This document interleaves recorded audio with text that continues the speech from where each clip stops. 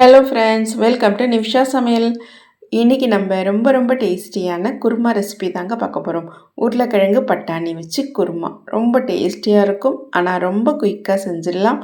எப்படி செய்கிறதுன்னு பார்க்கலாம். நான் இன்றைக்கி குக்கரில் தாங்க செய்ய போகிறேன். அடுப்பில் குக்கர் வச்சுக்கோங்க. அது கூட கொஞ்சமாக எண்ணெய் சேர்த்துக்கோங்க. எண்ணெய் சேர்த்துட்டு அது கூட 1 ஸ்பூன் அளவுக்கு சோம்பு, ஒரு பட்டை, பிரியாணி இலை, கல்பாசி, 2 கிராம்பு எடுத்திருக்கேன். எல்லாத்தையும் இது கூட சேர்த்துக்கலாம். சேர்த்துட்டு இது கூடவே வெங்காயம், மீடியம் சைஸ் வெங்காயம் 2 நீல வாக்கில் கட் பண்ணி வச்சுருக்கேன். கட் பண்ண வெங்காயம் நம்ம இது கூட சேர்த்துக்கலாம். இது கூடவே ஒரு பச்சை மிளகாய் ஒன்று சேர்த்துக்கோங்க. சேர்த்துட்டு வெங்காயத்தை நல்லா வதக்கிட்டு எடுத்துக்கோங்க. வெங்காயம் நல்லா வதங்கி வரட்டும். இந்த அளவுக்கு வதக்கி எடுத்துக்கோங்க. இப்போ வெங்காயம் நல்லா வதங்கிடுச்சு. இப்போ இது கூட நம்ம இஞ்சி பூண்டு பேஸ்ட் அது கூட சேர்த்துக்கோங்க. இஞ்சி பூண்டு பேஸ்ட்டு சேர்த்துட்டு இது கூடவே நம்ம தக்காளி, நான் மீடியம் சைஸ் தக்காளி 1 கட் பண்ணி வச்சுருக்கேன். இதுக்கு ஒரு தக்காளி போதும். தக்காளி ரொம்ப தேவையில்லை.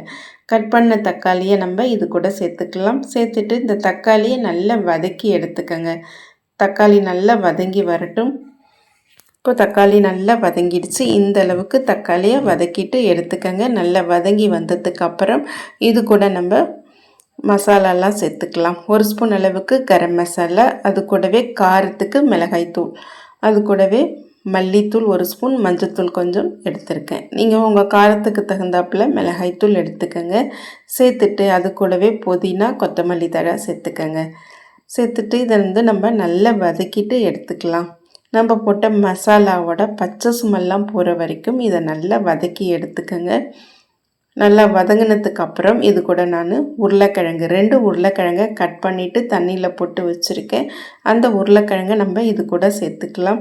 சேர்த்துட்டு அது கூடவே பட்டாணி கொஞ்சம் அதையும் இது கூட சேர்த்துக்கங்க. சேர்த்துட்டு இதை நல்லா வதக்கிடுங்க. நல்லா ஒரு 3 நிமிஷம் இது நல்லா வதங்கி வரட்டும்.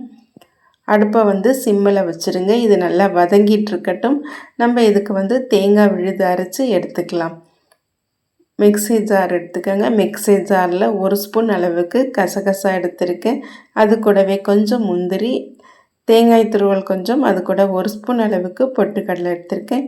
இது கூட கொஞ்சமாக தண்ணி சேர்த்துக்கோங்க. தண்ணி சேர்த்துட்டு இதை நல்லா நைஸ் பேஸ்ட்டாக அரைச்சி எடுத்துக்கோங்க.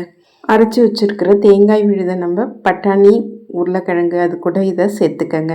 சேர்த்துட்டு அது கூடவே நமக்கு இந்த குருமாவுக்கு தேவையான அளவு தண்ணி சேர்த்துக்கோங்க. குருமா உங்களுக்கு எந்த அளவுக்கு திக்னஸ் வேணுமோ அதுக்கு தகுந்தாப்பில் அது கூட தண்ணி சேர்த்துக்கோங்க.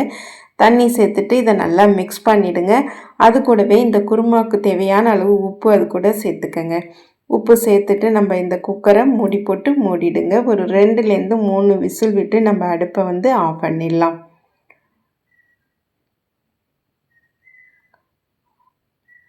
அவ்வளோதாங்க, குருமா இப்போ நமக்கு ரெடி ஆயிடுச்சு. ரொம்ப டேஸ்டியாக இருக்கும். ரொம்ப ஈஸியாக செஞ்சிடலாம். குக்கர்லேயே செய்கிறதுனால நமக்கு ரொம்ப ஈஸியாக இந்த செஞ்சிடலாம் குருமா. ஆனால் ரொம்ப டேஸ்ட்டாக இருக்கும். இது இட்லி, தோசை, சப்பாத்தி, பூரி எல்லாத்துக்கூடையும் சைட் டிஷ்ஷாக வச்சு சாப்பிட்றதுக்கு ரொம்பவே டேஸ்டியாக இருக்கும். ரைஸில் போட்டு சாப்பிட்றதுக்கும் ரொம்ப நல்லாயிருக்கும். ரொம்ப டேஸ்டியான இந்த குருமா ரெசிப்பியை நீங்களும் ட்ரை பண்ணி பாருங்கள். ட்ரை பண்ணி பார்த்துட்டு எப்படி வந்ததுன்னு கமெண்ட்ஸில் சொல்லுங்கள். மறக்காமல் நிவிஷா சமையலுக்கு சப்ஸ்கிரைப் பண்ணுங்கள், லைக் பண்ணுங்கள், ஷேர் பண்ணுங்கள்.